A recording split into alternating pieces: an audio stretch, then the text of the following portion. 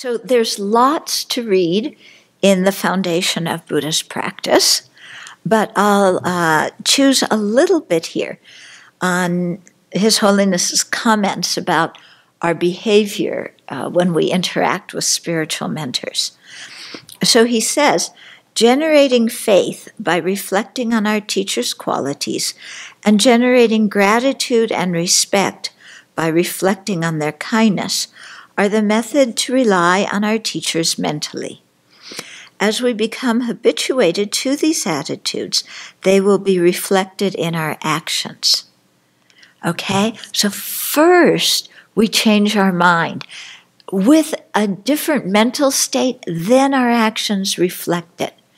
So we don't go putting on some big production about having devotion because we think that's what we're supposed to do.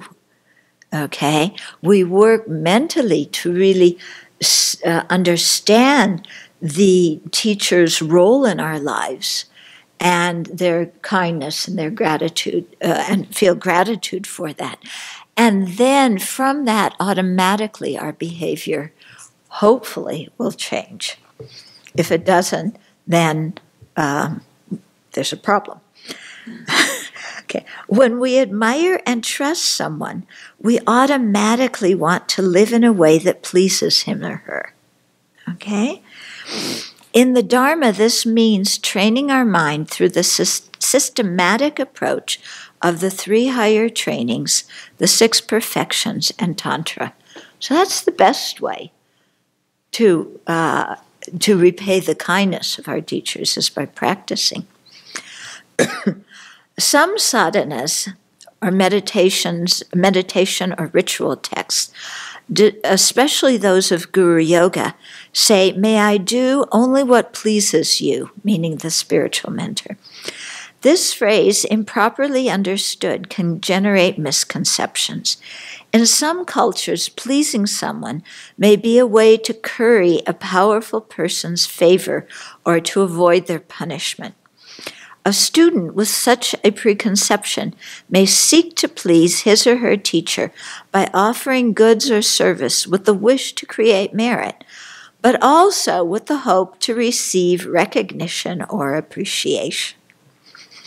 If the teacher doesn't reciprocate with sufficient appreciation, the disciple feels offended. It is important that we understand that pleasing our guru means to transform our mind into the path.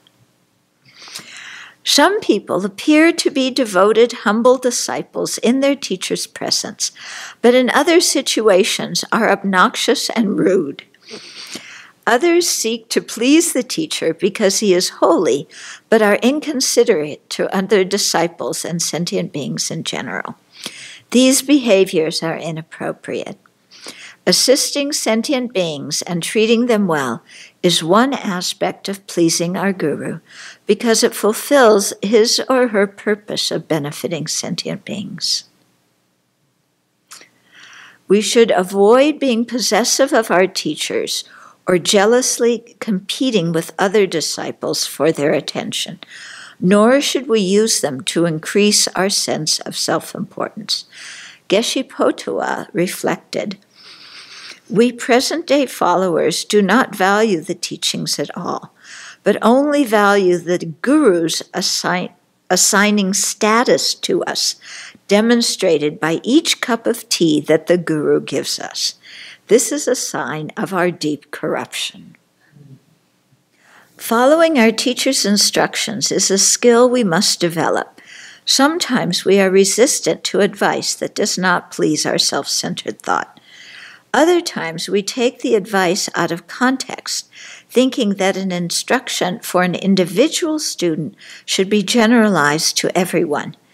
It is important to differentiate general advice that is applicable to everyone and advice meant for a specific individual. If someone walking on a narrow path between 2 precipices is too close to the left side, we call out, "Go right." But if the person is too near the right side, we call out, "Go left." Taken out of context, these instructions seem contradictory, although they are not. To avoid confusion, we should inquire about the context in which an instruction was given and to whom it was given.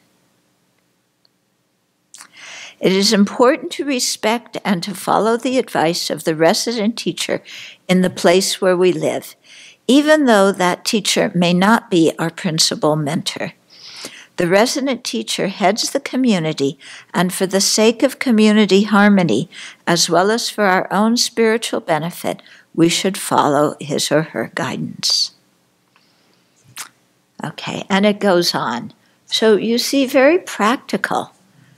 Yeah, pertaining to things that actually happen that we need advice on. Okay, so there's many other such gems in this book, so read it. Okay.